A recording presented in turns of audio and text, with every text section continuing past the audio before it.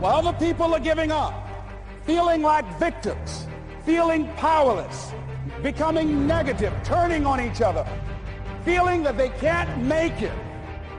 Be ye not conformed to this world, but be ye transformed by the renewing of your mind with the mindset of that it's possible, that I can find a new profession, a new job. It's possible. I can create a new life, and it's necessary that I become actively involved in becoming a positive force in my life and on the planet.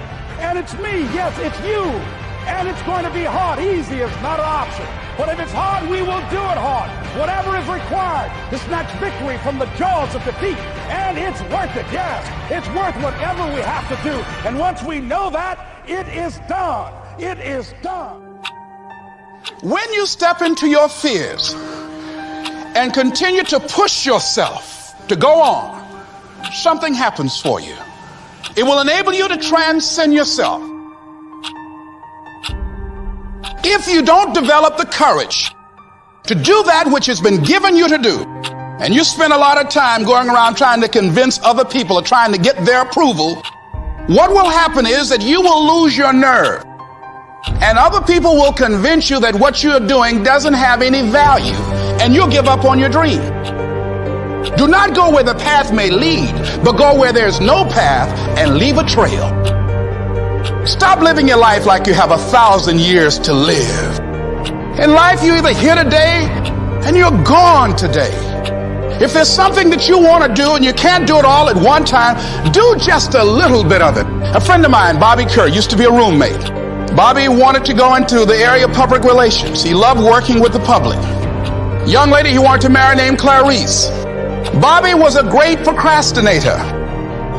Pretty soon the job where Bobby worked, they transferred him to another location. He went out to celebrate with the people on that new job site. And Bobby suffered a massive heart attack and died. Bobby didn't drink and didn't smoke, was under 40, and he died. Ask your question, how much time do you have left? How much time do you have left? When you start thinking about that, we don't know. We don't know. Bobby took all the greatness and all of the talent and all of his abilities to his grave with him. Stop wasting valuable time, knowing that if we begin to live our lives as if each day were our last, our lives will take on a whole new meaning.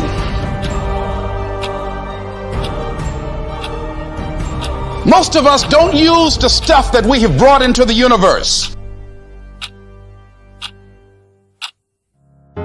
How to take back your life when you're broken. Someone wrote in saying they've lost it all. They've lost money, relationships, she doesn't want to see you today. connections to their family and their job, self-respect, right? They feel their whole life is falling apart right in front of them, and they're scared. They feel lost, like nobody's around to help. I'm gonna tell you a very simple secret. It's okay to fall. Say it again, Ralph. It's okay to fall. You see, in this society, we have been told that we have to be perfect all the time. You know what? Mind, body, and soul. We now live with tremendous expectation to be somebody we are not. That is why you feel broken. Because you are trying to be fixed. In essence, be someone else.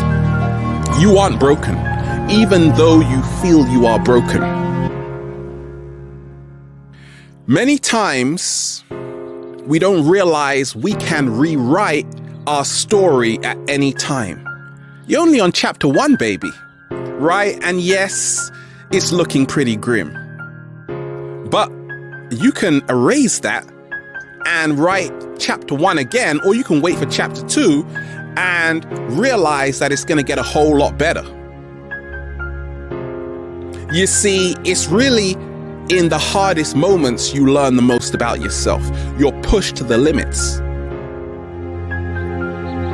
What are some of the words you are saying? right? Because some people say, my life is a mess. Do you know what that does to your subconscious mind? It makes you live a very messy life. A very messy life. But more so, your daily activities are going to be really messy because you have said that the word is now bond, and that means you have to justify what you've just said through your daily actions. And what you think is broken may just be a temporary state. No, it is, because this too shall pass.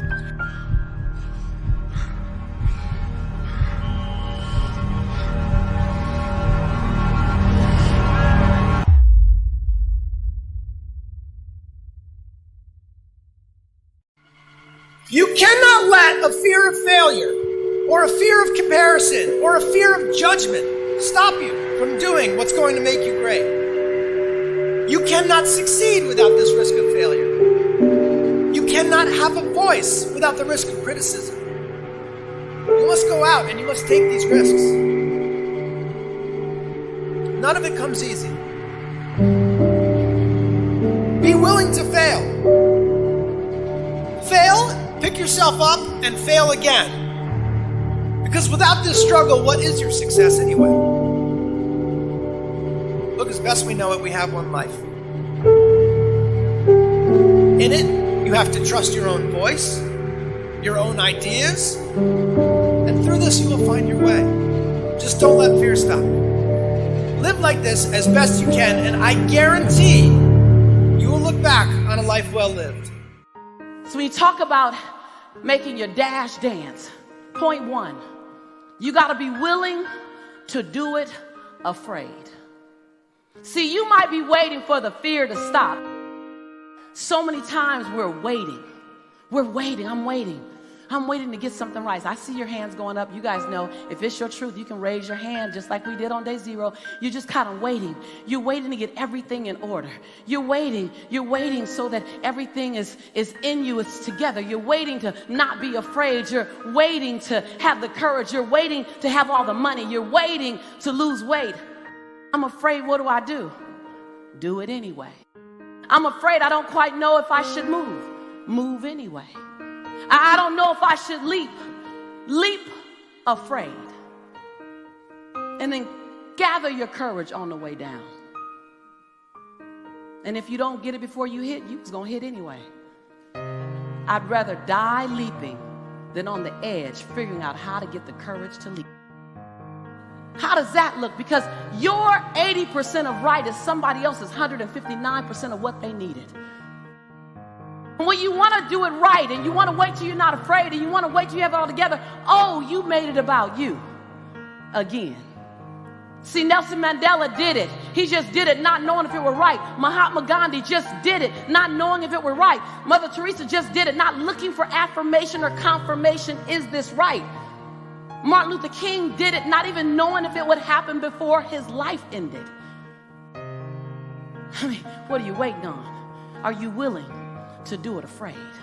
Are you willing to do it knowing that you got so much work to do to get it better, to get it more perfect? But are you willing to do it inside your imperfection? Do you realize that in your imperfection, you're perfect for the job?